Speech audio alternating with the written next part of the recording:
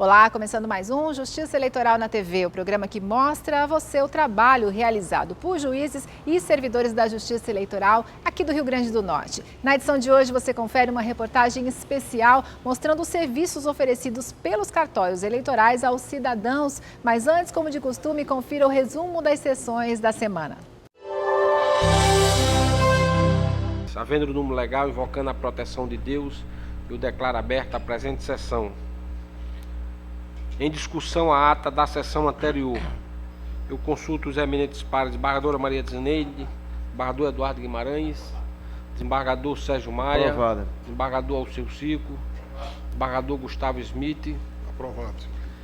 Eu quero leitura de expediente, consulta a senhora diretora, não há leitura de expediente. Ordem administrativa, comunicações de proposições. Apenas comunicar que o desembargador Verlano, ele se encontra à viagem, mandou comunicar e não foi isso, e disse que não poderia vir e não deu tempo de fazer a convocação do suplente, o doutor Mota, Herbert Mota. Bem, conforme ficou combinado, nós temos em pauta os dois processos, 16.923/2014, assunto assunto do plano de obras do exercício de 2016, interessado é da Direção-Geral, e o processo 14.880/2013, assunto alteração do plano de obras, exercício de 2015, interessado também a diretoria. Eu consulto o doutor.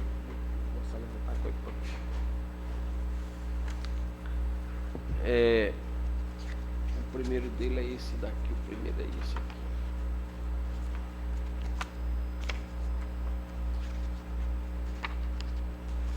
Fazer um pequeno relatório. Trata-se de proposta de alteração do plano de obras de 2015 deste tribunal com os seguintes objetivos: incluir no plano as obras de construção do Fórum Eleitoral de Apodi e de ampliação do cartório eleitoral de Parnamirim, diminuir o valor da obra da reforma do Fórum Eleitoral de Natal, excluir do plano as obras de construção dos fóruns eleitorais de Goiania e Coaguaretama. As alterações sugeridas decorrem da não aprovação pelo Tribunal Superior Eleitoral de recursos orçamentários para as obras de construção dos fóruns eleitorais em Goiânia e Coaguaretama, bem como da limitação de recursos para a reforma do Fórum Eleitoral desta capital, conforme relatado na informação número 109/2015 SENG, emitida pela Seção de Engenharia, CAP, ratificada pela Assessoria de Planejamento e Gestão Estratégica deste Tribunal, folhas 257. A Seção de Engenharia também elaborou a nova versão do plano de obras consubstanciada em documento juntado às folhas 232 a 249 deste processo administrativo com as alterações sugeridas. Relatório é o relatório e eu peço o parecer de Sua Excelência, o senhor Procurador Regional, o doutor Gilberto Barroso. Senhor presidente, em virtude do corte orçamentário efetuado pelo Tribunal Superior Eleitoral, a Seção de Engenharia apresentou proposta de alteração do plano de obras, foi ouvida a seção que cuida do planejamento estratégico dessa corte, e de acordo com os valores disponibilizados e aquelas localidades que necessitavam de um reparo mais urgente e ou que se adequassem mais àqueles valores disponibilizados, e restou com a sugestão de alteração desse plano, tanto para determinar a retomada da construção do Fórum Eleitoral de Apodi, que seria uma inclusão no plano relativo ao exercício de 2015, no valor de R$265 mil, uma alteração para menor dos recursos destinados à reforma do cartório eleitoral de Natal, que passaria a contar com uma previsão de R$206 mil, a ampliação do cartório eleitoral do município de Parnamirim, incluindo-se um valor de R$1.295 mil, excluindo-se de contrapartida os valores que estavam previstos para a construção do cartório eleitoral de Goianinha e de Canguaretama. É uma medida tipicamente discricionária, no sentido de melhor adequar, escolher, na verdade, onde a situação está mais com maior necessidade por parte de alterações de incursões de obras. Dessa forma, o opinamento do Ministério Público, já que está atendido plenamente todos os requisitos de legislação financeira, o opinamento é pela aprovação, senhor presidente. Eu voto como presidente em matéria administrativa e digo o seguinte: o plano de obra de 2015 deste tribunal foi aprovado por meio da resolução 22 de 2013, posteriormente alterado pela resolução 9 de 2014. A nova proposta de alteração do aludível do plano ora em exame decorre de limitações orçamentárias, haja vistas informações de que não haverá disponibilidade de recursos para a totalidade das obras inicialmente previstas. Diante do exposto, voto pela alteração do plano de obra deste tribunal para o exercício financeiro de 2015, nos termos sugeridos na tramitação deste processo administrativo e agora em consonância com o parecer do senhor Procurador Regional Eleitoral. Colho o voto da desembargadora Maria Zeneide. Eu aprovo, porque eu, em face de assumir daqui a pouco, a gente tem que estar assim, inteirada desses cortes, dessa necessidade, e eu tenho visto assim como o COGEL, né, que é o setor competente, se preocupa em dar prioridade realmente a quem tem prioridade. Então, inclusive, é uma situação que me deixa assim, preocupada, porque nós sabemos que um dia desse foi Descontingenciamento. Houve um abate no nosso orçamento, que esse nome é um horror, até para dizer, de quase 4 milhões. Logo em seguida veio um outro de quase 500 mil. Quer dizer, não tem, é como a gente estiver na minha casa fazendo uma receita, que nós, donas de casa, somos excelentes, financistas, economistas e tudo mais. Também. E a gente fica sem saber aonde é que coloca aqueles valores mínimos para uma gestão administrativa que realmente satisfaça as necessidades. Eu só tenho que aprovar realmente. Colho o voto do desembargador Eduardo Guimarães. Aprovo também, senhor presidente. Colho o voto do desembargador Sérgio. Também aprovo, senhor presidente. Devidamente justificado, acompanho o voto de Vossa Excelência. Colho o voto do desembargador Alceu Cico, do desembargador Gustavo Smith. Também, senhor presidente, aprovo em virtude de tudo que já foi dito. Isso foi fruto do contingenciamento e aí, infelizmente, tem que se priorizar o que realmente tem uma necessidade mais urgente, mais pungente. E, nesse sentido, não há como discordar. Eu aprovo também.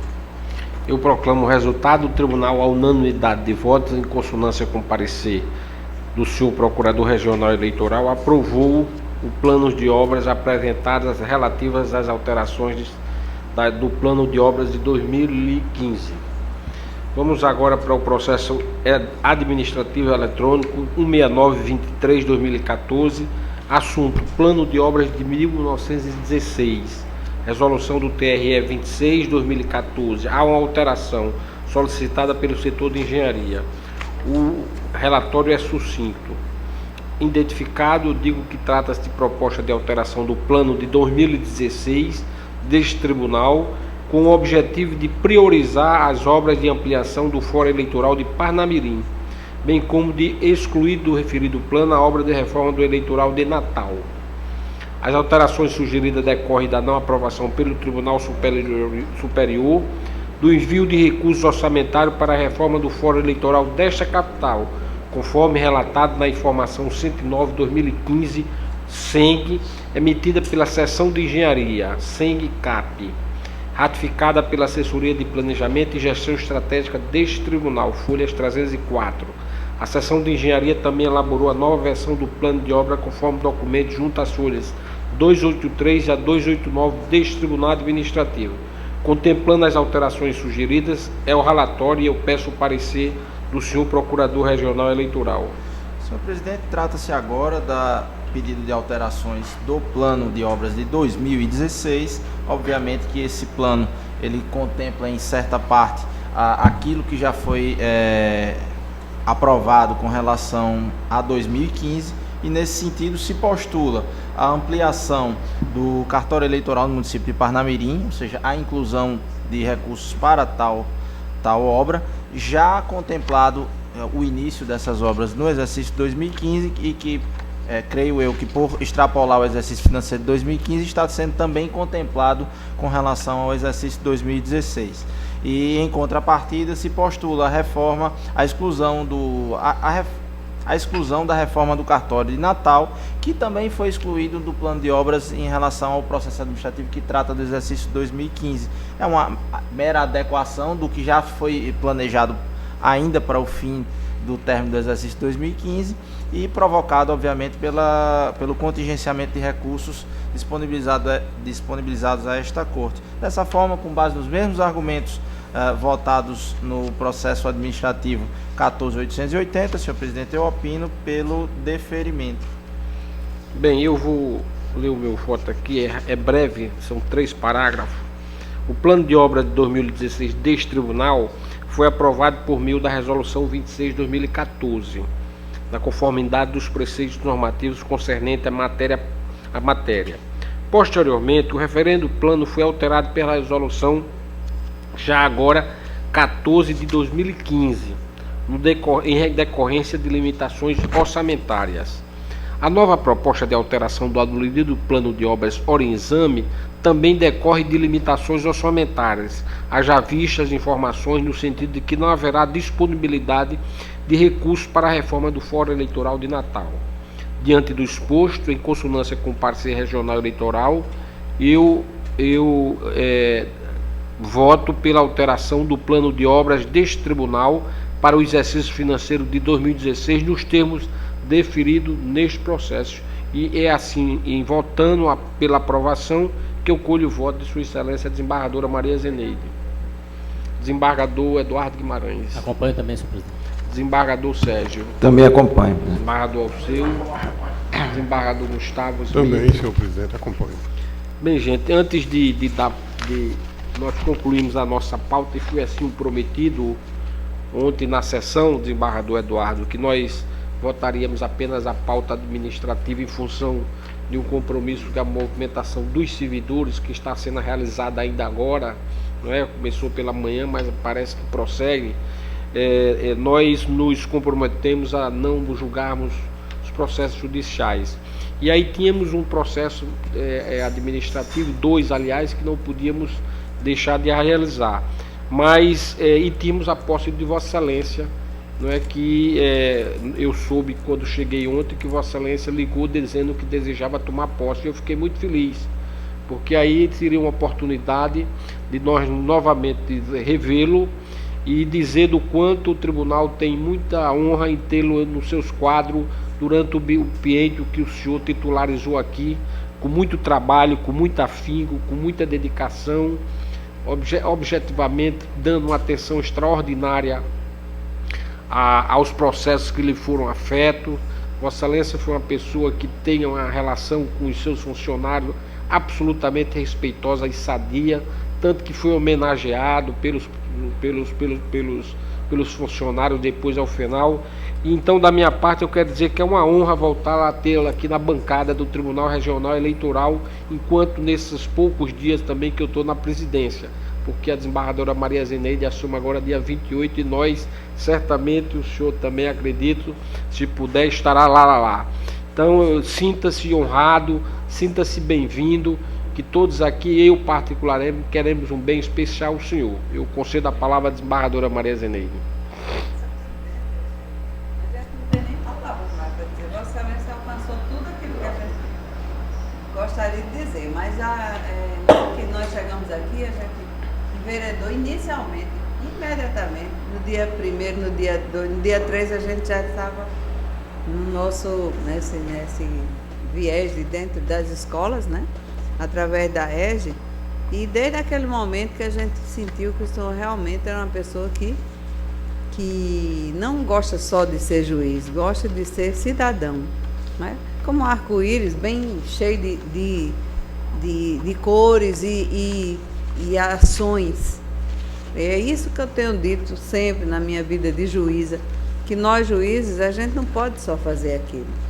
A gente tem que fazer aquilo e mais, muito mais, como se apresenta. E nós estávamos muito bem, obrigada, na EGE, muitas palestras nós fizemos, muitos lugares nós fomos que nós não conhecíamos e que a gente viu a necessidade da gente se fazer presente. E eu acredito que a EJA vai continuar no mesmo caminhar, de se fazer ver, através de tudo aquilo que a gente tem mostrado a cidadania, através de tudo que nós temos levado para as crianças e adolescentes e universitários também.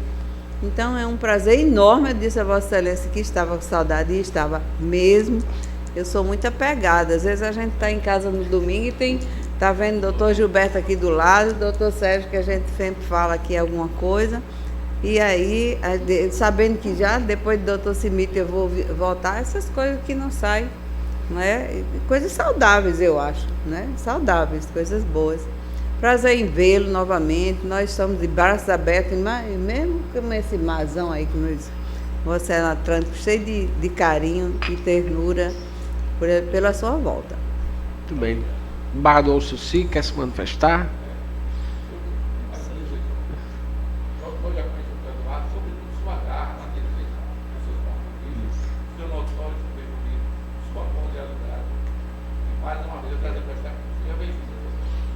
Embargador Sérgio, me desculpe, por favor, a Vossa Excelência. Não, de forma alguma, presidente. É apenas só ratificar o que Vossa Excelência já disse, embaixadora Zeneide, doutor Alceu, desejar ao doutor Eduardo amplo sucesso agora, com mais esse mandato agora como suplente. Eu não conhecia Vossa Excelência antes de chegar a esta corte, mas aprendi a gostar e a conviver, né? Então, bem-vindo mais uma vez, sucesso, que Deus possa iluminar e que você faça uma grande trajetória como fez aqui na titularidade, agora na suplência, quando eventualmente tenha que ser convocado. Ganha a justiça eleitoral com a presença de Vossa Excelência em mais 2 anos aqui nesta corte.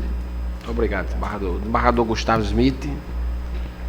Senhor presidente, eu acho que todos os que me antecederam já disseram o sentimento que eu acho que traduz o pensamento de todos aqui da corte. Eu quero apenas pessoalmente também registrar minha satisfação na continuidade do convívio com o doutor Eduardo Guimarães, que é um convívio saudável e produtivo para a justiça eleitoral e para essa corte. O doutor Eduardo, como ressaltado pelo doutor Alceu, tem uma postura muito firme em relação à defesa do que acredita ser o seu entendimento de justiça, e defende com garra, sempre voltado para a cidadania e para o bem geral da coletividade. Então é uma satisfação, tenho certeza que Sua Excelência tem muito que contribuir ainda com esta corte e o fará nesses 2 anos que aqui estará conosco na condição de substituto, sempre que aqui estiver. Ok, o doutor Gilberto Barroso quer se manifestar? Senhor presidente, só reiterar as palavras já ditas por todos e dizer que comungo igualmente dos sentimentos e é um prazer tê-lo. Não terei o prazer de conviver durante todo esse período, já que meu mandato também se encerrará no início do ano que vem. Mas seja muito bem-vindo de volta e tenha muito sucesso, sobretudo nas vezes que vier a ser chamada a compor essa corte. Vossa Excelência está facultada a usar a palavra. Senhor presidente, para mim é uma honra e um prazer enorme estar aqui de volta, sentado nessa cadeira, que ocupei durante 2 anos, fazendo aqui o trabalho que, no meu entendimento, precisa ser feito, de construção, acho que é o mesmo sentimento de todos, como o mesmo sentimento de todos, construção da democracia, aprimoramento das instituições, né? Depuração do processo eleitoral, dos vícios históricos que, infelizmente, ainda hoje se apresentam. E o trabalho das cortes eleitorais é esse, é um trabalho difícil, porque a realidade muitas vezes não transparece inteiramente nos processos. Nós ficamos em dificuldade para julgar, porque o que vem, muitas vezes, não vem com clareza, né? E as decisões tendem a se formar a partir de elementos fragmentários, né? Então, a visão de um, a visão de outro, vai formar uma visão do conjunto. Participei desse processo todo durante esses 2 anos e foi extremamente importante para mim, porque eu aprendi muito, aprendi que no órgão colegiado a gente deve expor o ponto de vista, mas deve ouvir também, né, e deve, no final das contas, respeitar a posição da maioria, né?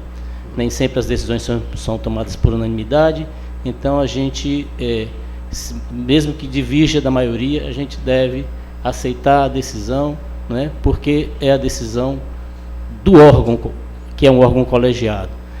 Isso para mim foi um importante aprendizado.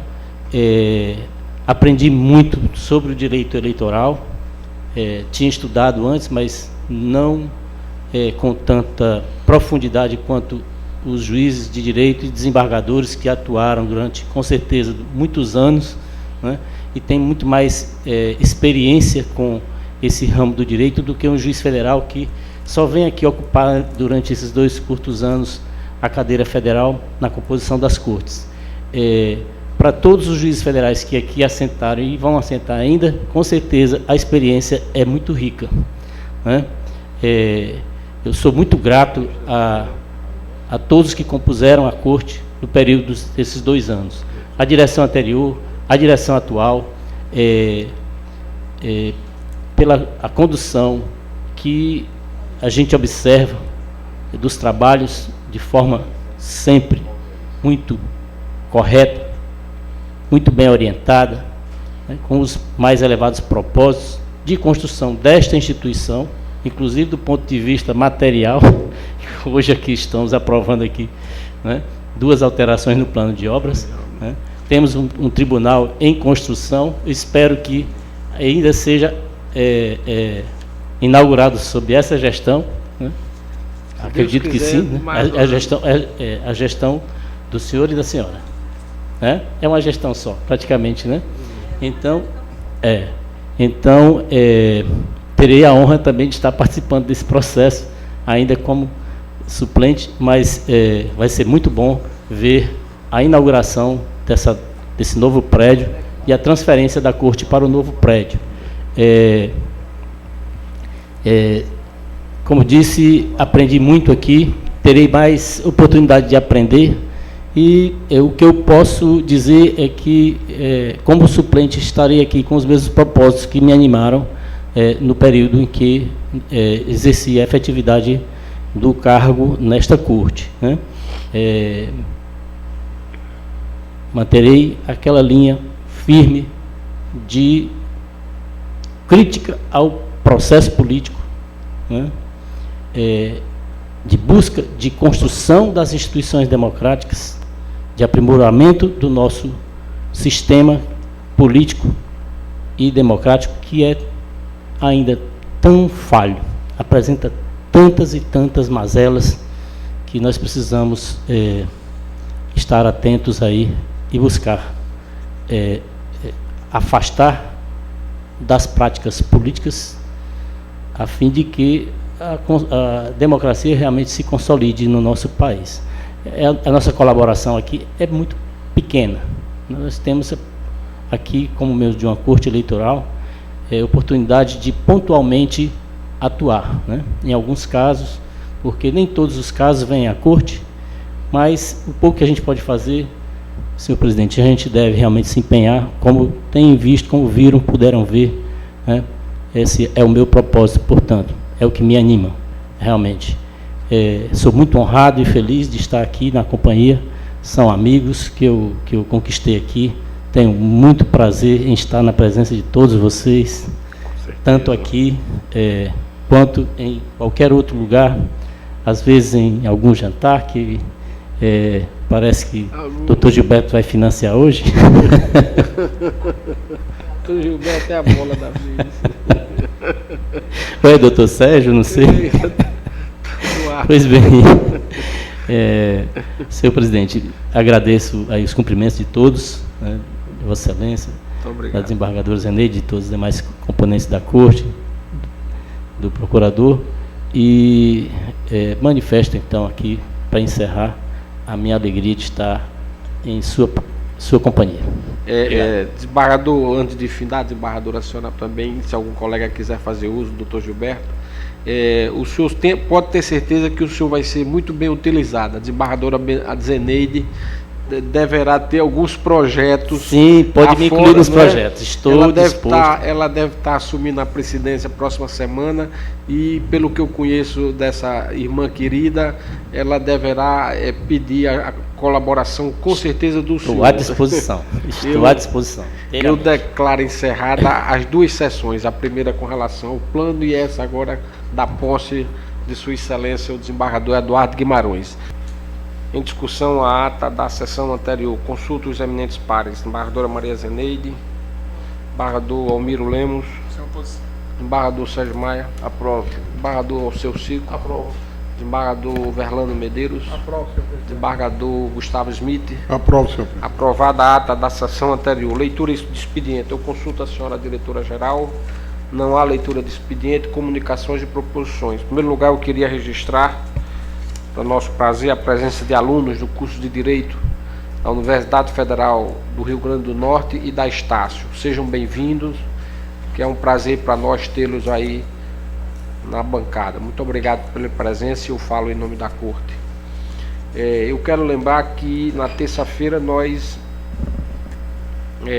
deixamos de fazer o registro formal dos votos de congratulações, não pela nomeação, mas pela indicação da senhora Presidente da República ao Senado do nome do excelentíssimo senhor desembargador federal, atual presidente do TRF da 5ª Região, Marcelo Navarro Ribeiro Dantas, aqui do Estado, professor da Universidade Federal do Rio Grande do Norte também, não sei se foi professor de alguns dos senhores, né? Mas que Sua Excelência foi indicado pela Presidência da República para ser sabatinado, naturalmente, e posteriormente seguir os demais trâmites até a nomeação. Mas, desde logo, a Corte, na sua integralidade, se soma a esse voto e eu consulto um a um. Doutora desembargadora Maria Zeneide.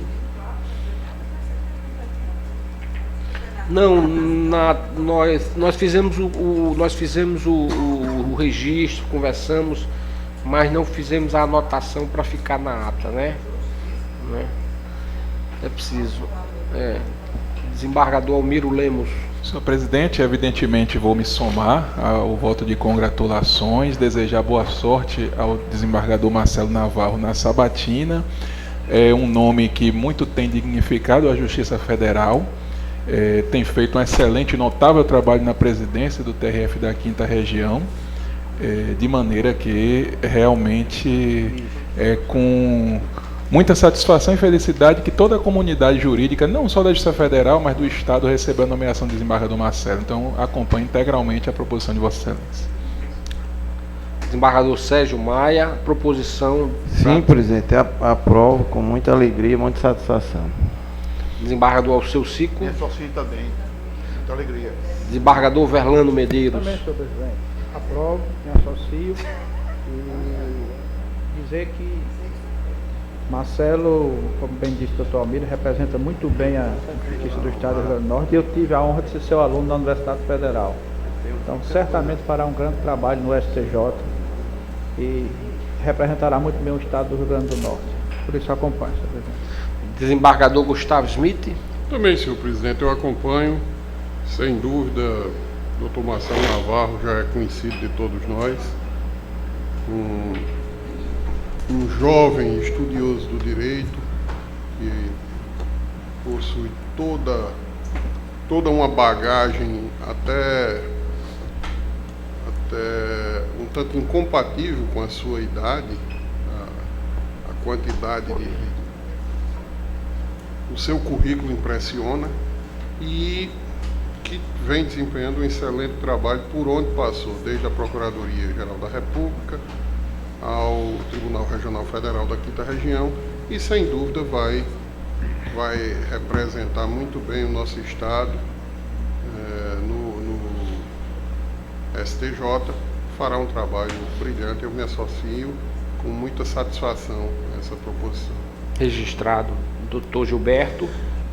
Gostaria de me associar, senhor presidente, sobretudo, como já mencionado pelo doutor Gustavo, de que salientar que, para quem não sabe, obviamente, quem possa escutar, estudantes e pessoas que assistem a sessão, o Dr. Marcelo Navarro é oriundo do Ministério Público Federal, ex-procurador da República, que assumiu a cadeira de desembargador federal no 5º Constitucional destinado ao Ministério Público Federal. E muito honra a instituição ter um representante que ascendeu ao tribunal e em pouco tempo até, pelo menos, tem a firme possibilidade de assumir a cadeira no Superior Tribunal de Justiça. Muita satisfação, Adilson. Feito o registro. Eu não tenho da minha parte mais comunicações e proposições e consulto a senhora desembargadora Maria Zeneide se tem. Senhor presidente, é assim, porque acho que naquele dia a gente realmente passou despercebido, mas nós fizemos aqui um registro com relação aos 100 anos do ABC, do América, e passou o Alecrim, que hoje, inclusive, 100 anos foi sábado, mas a gente deveria ter feito antes. Eu, pelo menos, tinha anotado aqui e hoje eu quero fazê-lo, porque fizemos com os outros times e eu acho que é um marco cultural da nossa vida, o Alecrim, e aí eu queria deixar. Inclusive, hoje teria uma homenagem na Assembleia, que por conta de outras coisas não aconteceu, mas eu gostaria do registro também em face dos 100 anos do Alecrim, como fizemos do América e como fizemos também do meu querido ABC. É o segundo time do Estado, né? Eu submeto ao desembargador Almiro, pela ordem, inclusive, a proposição. Eu acompanho, senhor presidente. Desembargador Sérgio. Acompanho, sim, muito bem lembrado. Alecrim, realmente um time de tradição nessa capital. Já fui algumas vezes campeão do Estado. Eu acompanho integralmente o voto da desembargadora Zeneide. Desembargador Alceu Cico. Acompanho também. Desembargador Verlando Medeiros. Também, senhor presidente, acompanho. Desembargador Gustavo Smith. Acompanho, senhor. O doutor Gilberto Também me associo. se associa. Bem, gente, vamos passar para a pauta. Por ocasião da proposta também foi facultada alguma proposição. Vossas Excelências estavam lembrados, não é? Então eu tenho por ultrapassado essa parte da sessão. Mas se Vossas Excelências tiverem alguma comunicação, alguma proposição, fiquem à vontade. Bem, a pauta hoje, nós devemos iniciar pela pauta da sessão anterior, evidentemente colocando em mesa as chamadas preferências legais e regimentais. E nós temos uma da lavra da desembargadora Maria Zeneide. Vossa Excelência pode identificar e pode voltar, que não tem sustentação.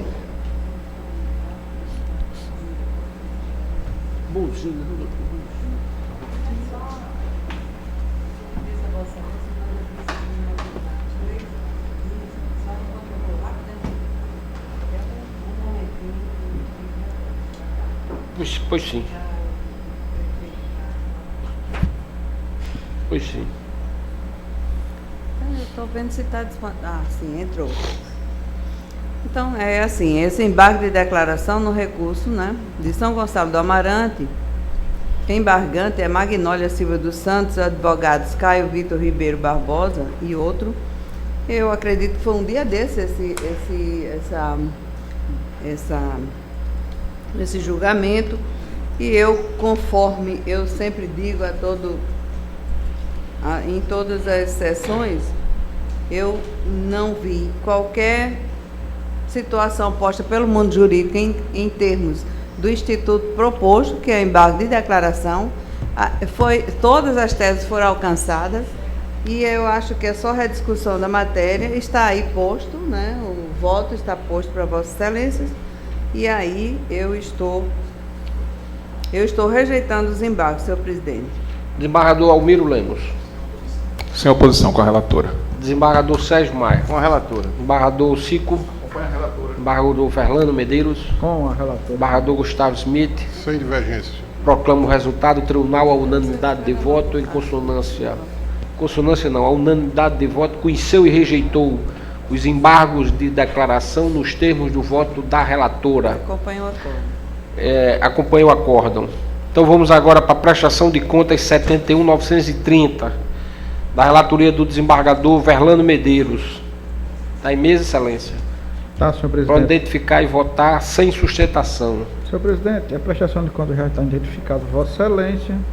Nesse caso específico, ela foi apresentada por Abraão Dutra Dantas, que candidatou-se ao cargo de deputado estadual nas eleições de 2014. Com vista dos autos, a Comissão de Análise de Contas identificou a ocorrência e solicitou a intimação do candidato para cumprimento de diligência.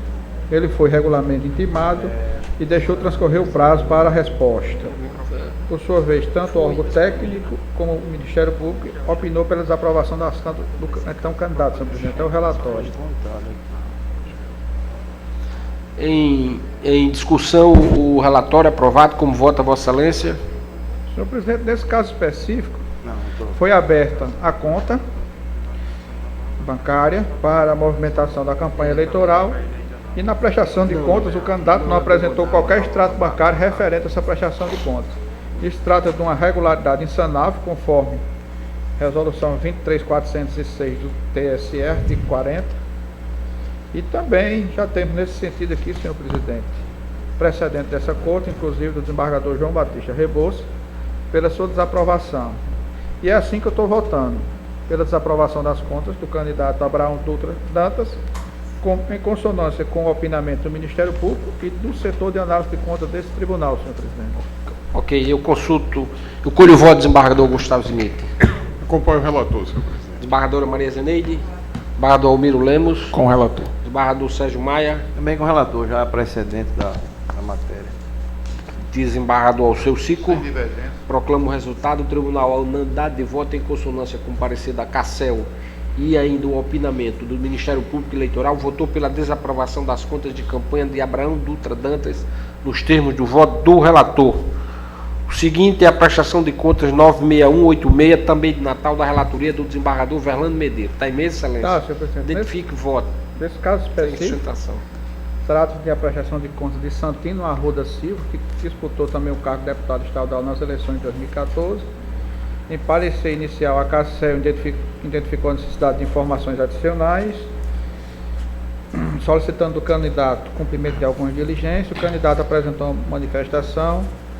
O órgão técnico emitiu parecer concluindo pela aprovação das contas com ressalvas, e no mesmo sentido também foi o parecer do Ministério Público Eleitoral, senhor presidente. É o relatório. Em discussão, relatório do senhor procurador deseja falar, Gilberto Barroso. Eu creio que o parecer foi em dissonância do parecer da análise da CACEL. É dissonância. Isso, foi pela desaprovação. Desaprovação, senhor presidente, exatamente. Perfeitamente, Rogério. Obrigado pela correção. Nesse caso específico, senhor presidente, houve omissão de despesa referente a 2 notas fiscais. Cada nota fiscal no valor de R$ 189,00, que o candidato disse que foi referente à contratação junto ao fornecedor Rio Pass Serviço de Impressão Digital, cujo CNPJ se encontra aí. Instala-se pronunciar, o requerente alegou que juntou a declaração de Eusamar Mesquita de Figueiredo, o CPF número tal, na qual resiste a compra de gêneros destinado ao almoço de adesão, o qual não se realizou, e que a utilização do CNPJ do candidato resultou na observância do adquirente da mercadoria. Em seguida, o órgão da Auditoria Contábil deste regional procedeu ao exame sobre ditas notas fiscais, verificando que, ao contrário do que sustenta o requerente, as mesmas foram emitidas em verdade por empresa que presta serviço de chaveiro, confecção de carimbos, placas, sinalização, bandas, adesivos e congêneros, e não de fornecimento de gênero alimentício. Por sua vez, a doutora Procuradoria Regional emitiu parecer no sentido de desaprovação das contas por enxergar falha que, apesar de se encontrar abaixo do percentual de 7% estipulado pelo TSE, teria força suficiente para macular as contas em virtude da falha de transparência do candidato quanto à prestação de contas. Neste caso específico, senhor presidente, todavia, eu peço o venho para dirigir do Ministério Público, pois em que pese, nesse único ponto, existe essa divergência nas informações, eu entendo que o candidato atendeu prontamente a diligência pedida pela Justiça Eleitoral, juntando comprovantes e demais documentos norteadores da análise de suas contas, evidenciando a sua boa-fé. E, por outro lado, constata-se que as irregularidades apontadas somatizam apenas 4,42% do montante de recursos arrecadados. Seguindo igual raciocínio, é de revelar que a falha foi de pouca expressividade, quando inapta a macular as contas apresentadas, normalmente quando aliada à boa-fé do candidato requerente, é que vem se pavimentando nesta Corte Superior Eleitoral, bem assim, sendo balizador do precedente dessa casa. Traga aqui um precedente de 2014 de Gilmar Mendes, onde ele diz: a jurisprudência do TSE tem admitido a aplicação dos princípios da proporcionalidade e razoabilidade para aprovar as contas, com ressalva quando a irregularidade representa percentual ínfimo e a falha não inviabilizou o controle das contas. No mesmo sentido, também aqui tem um precedente de Dr. Nilson Roberto Melo Cavalcante. E digo mais, ademais, verifico que a prestação de contas está devidamente documentada com todos os demonstrativos de receita e despesa, bem assim como os demais elementos comprobatórios de arrecadação e gasto de recursos, em conformidade com a legislação que rege a matéria. É possível observar que foi aberta conta bancária específica para a utilização de campanha de forma tempestiva e usada em conformidade com o disposto nos artigos 12 e 13 da referida resolução 23.406, como também foram apresentados extratos de movimentação de todos os recursos. Por outro lado, não foram evidenciados qualquer captação de recursos de origem não identificada nem fonte vedada. Então, desse modo, eu estou adotando como fundamento o parecer da Comissão de Análise de Contas e ainda em dissonância com o parecer do Ministério Público, eu estou aprovando com ressalvas as contas de Santino Arruda da Silva, nesse caso aplicando o princípio da proporcionalidade e da razoabilidade, senhor presidente. É como eu estou votando. Colho o voto do desembargador Gustavo Smith. Eu acompanho o relator, senhor presidente, porque aplicando inclusive a proporcionalidade nos termos do voto do relator. Desembargadora Maria Zeneide. Desembargador Almiro Lemos. Senhor presidente, eu vejo que trata-se de uma situação limítrofe, na qual há de se discutir entre a prevalência de um valor que encontra-se dentro de um limite baixo de menos de 5%, 4,32%, pelo que mais ou menos dentro desta faixa, é um valor baixo. Contudo, eu penso que o erro aqui é inexcusável, na medida em que não houve uma prestação, a correspondência entre a identificação que foi feita pelo candidato do serviço que teria sido prestado pela nota fiscal registrada, em referência à qual houve omissão. Houve uma contradição entre a explicação do candidato e a referida nota. E esta explicação, de fato, faz com que seja legítima a desconfiança das contas prestadas. Então, com todas as vênias do relator, e como disse, reconhecendo que se trata de uma situação limítrofe, mas eu vou pedir vênia e vou votar em consonância com o parecer do Ministério Público pela desaprovação das contas. Colho o voto do desembargador Sérgio. O Ministério Público se manifesta pela desaprovação ou com ressalva? Desaprovação.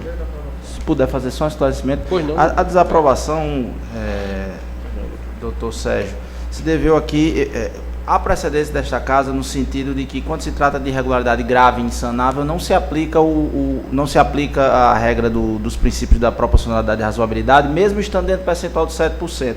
Aqui, no caso, foram despesas constatadas através de triangulação da CACEL, em que se constatou notas fiscais que não estavam declaradas na prestação de contas. Elas somaram o valor de R$ 378,00 e o percentual está abaixo dos 7%, mas em virtude da gravidade dessa falha, que na visão do Ministério Público, o fundamento em caixa 2, pela proporcionalidade, seria pela afastando a proporcionalidade em virtude do caráter insanável e grave nos termos do voto do doutor Almiro. Feito o esclarecimento, senhor presidente, na linha do meu posicionamento já anteriormente, já em alguns julgados, eu peço venha a relatoria e acompanho o voto da divergência. Perfeito. Eu colho o voto do desembargador Alceu Cico. Eu acompanho o relator pelo fundamento do voto do relator. Ok, então temos 4 votos pela aprovação com ressalva, não é? 4, 4 votos, não é? Então eu proclamo o resultado. O tribunal, por maioria, em dissonância com o parecer do Procurador Regional Eleitoral, votou pela aprovação com ressalva das contas de Santino Arruda da Silva relativa às eleições de 2004, nos termos do voto do relator. O seguinte é o recurso eleitoral 70879 da relatoria de Carnaubais, da relatoria de Vossa Excelência, desembargador Verlano.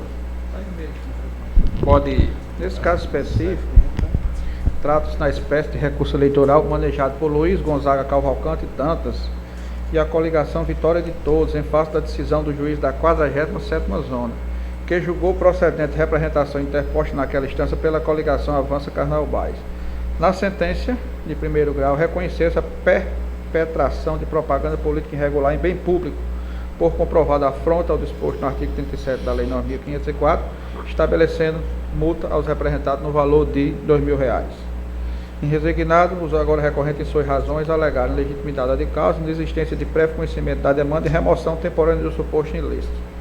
Por seu tudo, foram apresentados contra-razões ao recurso deposto, reiterando os fatos apresentados na exordial e, ao final, pugnou-se pela manutenção da sentença. Em seguida, a douta Procuradoria Regional Eleitoral também, em seu parecer, manifestou-se pelo conhecimento e provimento do recurso, senhor presidente. É o que importa relatar. Em discussão, relatório aprovado. Como vota Vossa Excelência? Primeiramente, com relação à preliminar, cumpre analisar que a preliminar levantada pelos recorrentes, aos quais alega legitimidade passiva para figurar na demanda nos seguintes termos, abro aspas, uma vez que não está caracterizado na inicial e nos autos qualquer conduta ou ato que é apresentado, atribua a eles ou a autoria e responsabilidade sobre a propaganda, fecho aspas. Neste tópico, revela-se inapropriada tal argumentação, vez que, conforme se percebe, no escopo de fazê-la aparentar tratar-se de condição processual, em verdade, a mesma confunde com o próprio mérito da causa, conforme bem entendeu o Ministério Público, e eu transcrevo o texto. Neste caso, eu estou reconhecendo a impropriedade da preliminar, por consubstanciado no próprio objeto material tratado nesta via recursal, razão pelo qual eu estou rejeitando, passando desta forma a analisar o mérito propriamente disso, senhor presidente. É como eu estou analisando aqui. É sua preliminar, eu consulto o pleno, alguma divergência? Não seria o caso de transferência por mérito, não? Seria rejeição mesmo? O relator. Passando dessa forma a análise do mérito propriamente disso, exatamente, transferindo.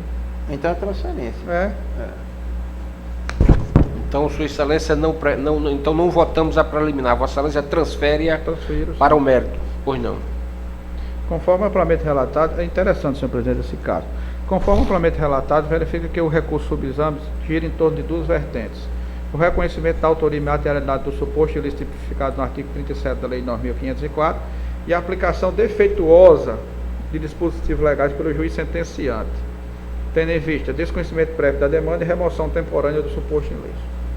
No que diz respeito ao primeiro item, observa-se na exordial que for imputado ao recorrente a conduta consubstanciada na fixação em árvores de bandeira vermelha, cor que representava ao tempo o partido político dos mesmos, juntando-se como prova fotografia daquele logrador onde se fez notar a existência de sobreditas bandeiras vermelhas afixadas em copa de árvores. Revela-se destaque uma suposta violação ao artigo 37 da Lei 9.504 e artigo 10 da Resolução 23.370, conforme transcrito daí no meu voto que está disponibilizado. Por sua vez, o magistrado a qual proferiu o despacho, determinando sumariamente a intimação dos representados, hora recorrente, para apresentar a defesa, assinando-se por prazo de 72 horas. Todavia, ao tempo, não houve manifestação do mesmo, conforme certidão de folhas 45.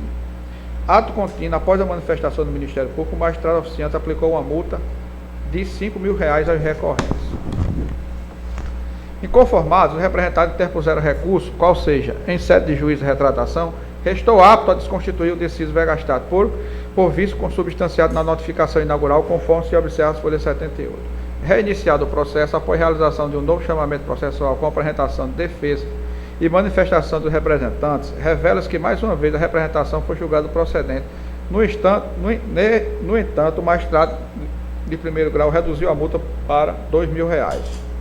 Neste tópico, a meu sentir, reside a principal controvérsia desse recurso, qual seja, a existência de vício processual concernente à aplicação equivocada pelo juízo da instância inferior do trâmite procedimental delineado no artigo 37, parágrafo 1º da Lei 9.504. E digo por quê.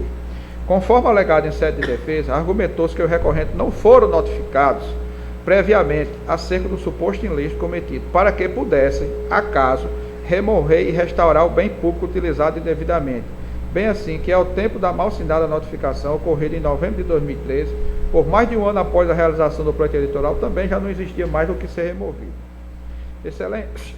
No caso em espécie, revela-se sem muito esforço o equívoco ocorrido na aplicação da multa, inerente ao tipo encomenda, pois, como bem saliento o parágrafo 1º do artigo 37 da Lei 9.504, cópia fiel do artigo 10 da Resolução 23.370, somente ocorrerá a aplicação de multa, nesse caso específico, após a notificação prévia para a recuperação do bem objeto da propaganda, como diz o artigo 37, parágrafo 1º. A veiculação de propaganda em desacordo com o disposto no caput deste artigo, sujeito o responsável, digo eu aqui, grifo, após a notificação e comprovação a restauração do bem e, caso não cumprida no prazo, multa entre entre R$ 2 e R$ 8 mil. De fato, analisando o caderno processual, constata-se que não foram oportunizados aos recorrentes a faculdade de corrigir o ilícito praticado em uma fase preliminar através de uma notificação, tendo o órgão judicante passado súbito a recepção, instrução e julgamento da representação.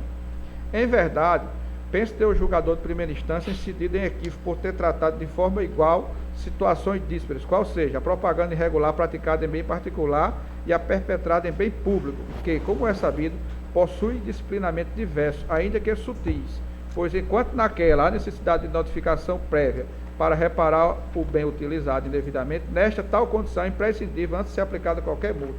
Nesse sentido, é que vem de muito pacificada a jurisprudência do TSE.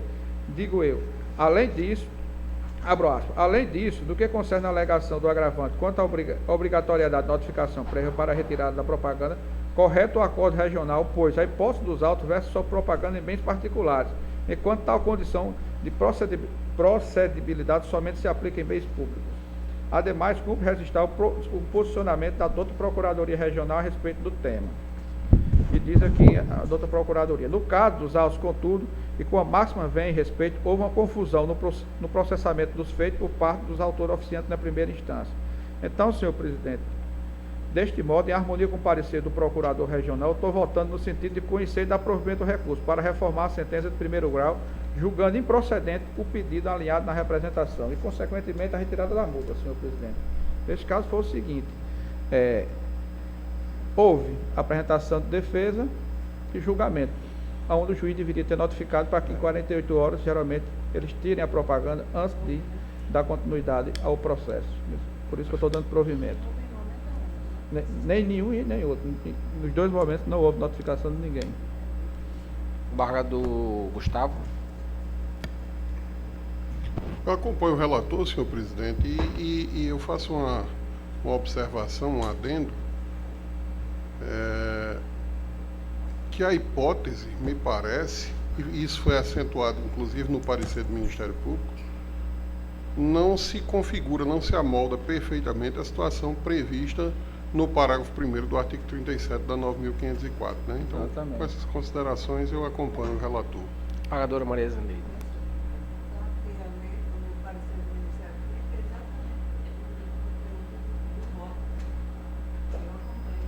Embargador Almiro. Desembargador Sérgio. Também, com o relator. Embargador Seu Cico. Se não for observada a legislação a respeito, eu acompanho o voto. Proclamo o resultado. Excelência acompanha o relator. Pelo provimento. Embargador, o senhor acompanha o relator? Obrigado, embargador. Proclamo o resultado. O tribunal, a unanimidade de voto e em consonância com o parecer da douta Procuradoria Regional Eleitoral, votou no sentido de conhecer e dar provimento ao recurso nos termos do voto do relator. Você sabia que os anos em que não temos eleições no Brasil são os melhores para os eleitores solicitarem qualquer serviço nos cartórios eleitorais? O Justiça Eleitoral na TV veio até a terceira zona eleitoral em Natal e mostra agora para você. Os cartórios eleitorais de todo o estado ficam abertos de segunda a sexta-feira, das 8 horas da manhã até as 3 da tarde. São oferecidos os serviços de alistamento, transferência e revisão eleitoral, além da segunda via do título e da emissão de certidões. Os cartórios eleitorais, eles sempre prestam serviços ao cidadão, até mesmo em ano eleitoral, nós temos a possibilidade de, até alguns dias antes da eleição, fornecer a segunda via, no caso de perda, porque aí não é necessário mexer no cadastro. Veja bem, em ano não eleitoral e até o dia 5 de maio do ano seguinte, ou seja, do ano eleitoral, nós estamos abertos à regularização da situação do eleitor, fazer títulos pela primeira vez, mudar um local de votação, fazer transferências e por aí vai. Quer dizer, todas as atividades, todos os serviços básicos de um cartório, eles são oferecidos com maior, inclusive, agilidade no ano não eleitoral. Com certeza, com agilidade e tranquilidade. E se o eleitor, ele tem que prestar atenção que no ano eleitoral sempre vai haver aquele acúmulo de pessoas, porque as pessoas estão sempre deixando para a última hora. Mas tem que lembrar que naquele período anterior nós estamos abertos. A Justiça Eleitoral está aberta, mesmo em anos não eleitorais, e prestando os mesmos serviços sempre. Existe uma restrição que é em relação ao cadastro eleitoral, que no ano eleitoral ele tem que fechar. Ele fecha dia 5 de maio. Então, por que ele fecha? Para que a gente prepare, o TSE prepare o eleitorado pertinente àquela eleição. Então, tem que fechar para não movimentar mais, para a confecção de cadernos de votação daquela eleição específicos, né? Para que haja também os trabalhos de estatística e verificação, batimento do eleitorado, para saber se está tudo bem. E a partir de junho, de fato, ele fecha, inclusive para nós, né, para o público, ele fecha a partir de 5 de maio, no ano eleitoral, e a partir dessa data só fica aberto para a segunda via. Por quê, gente? Porque hoje em dia o processo normal de alistamento ou transferência ou segunda via do eleitor é biométrico. O que antes era feito apenas dando os dados e apresentando documentação, hoje em dia está enriquecido com também a coleta dos dados biométricos do eleitor. Esse é o procedimento normal, tá? Quem não fez, tem que fazer, senão não vai regularizar, nunca. Falando especificamente do cadastramento, então, eleitoral. O cadastramento é quando o eleitor vai tirar o primeiro título, né? A primeira via do título dele. Qual é o que é necessário que ele traga ao cartório eleitoral para que ele consiga, então, fazer esse cadastramento? Não, veja bem, cadastramento do eleitor, ele também envolve uma mudança de dados, mesmo ele já sendo um eleitor. Mas digamos que estejamos falando do alistamento, que é o cadastramento pela primeira vez. Ao se apresentar ao cartório, o eleitor vai ter que trazer a sua certidão de nascimento, documento de identidade com foto e comprovante de residência. No caso do sexo masculino, se já tiver feito 18 anos, tem que trazer a reservista, certo? Documentos adicionais e de situações peculiares, o eleitor pode acessar o site do TRE, www.tre-rn.jus.br, e entrar no link que é uma carta de serviços e localizar também em seguida o link que é os serviços oferecidos no cartório eleitoral. E lá ele vai ver o que é oferecido e também a lista de documentos, o que é necessário, que ele já ganha um tempo, já instrui, né, a sua solicitação com cópia de identidade e se for mudança de algum local de votação ou se for mudança, uma transferência de município, ele já traz o título antigo, ele já traz o comprovante de residência, se já tiver 18 anos, já traz a sua reservista, né?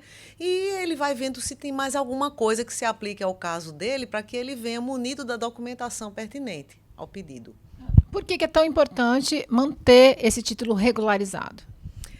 Hoje em dia tem há uma ligação intrínseca com a Receita Federal, né, que reflete na emissão do CPF, que eles exigem a quitação eleitoral para que o CPF continue válido, senão eles realmente bloqueiam, cancelam, não sei qual o termo. A emissão de passaporte também está vinculado à quitação eleitoral. A assunção em cargos públicos, né, via concurso, também está vinculado à quitação eleitoral. Solicitação de empréstimos em bancos oficiais está vinculada à quitação eleitoral. Então, há toda uma cadeia e, além disso, gente, o exercício da cidadania, né, o ordenamento jurídico brasileiro, ele instituiu o voto e o exercício da cidadania é principalmente feito através desse voto. E isso é importante que o título eleitoral esteja regular, porque ele é um documento, está mais do que comprovado que ele é um documento que faz parte da vida do cidadão. Não é para guardar, não. Às vezes você pode precisar dele quando vai pedir um empréstimo, é uma coisa inusitada, quando vai assumir um cargo em concurso público. Mas não basta só ter o título, você precisa estar com a situação regularizada. Em Natal, além do Fórum Eleitoral, que fica na rua Rui Barbosa, sem número, no bairro Tirol, os eleitores também encontram a Justiça Eleitoral nas centrais do Cidadão, do Via Direta, Alecrim e da Zona Norte. Todos os locais oferecem os mesmos serviços realizados nos cartórios.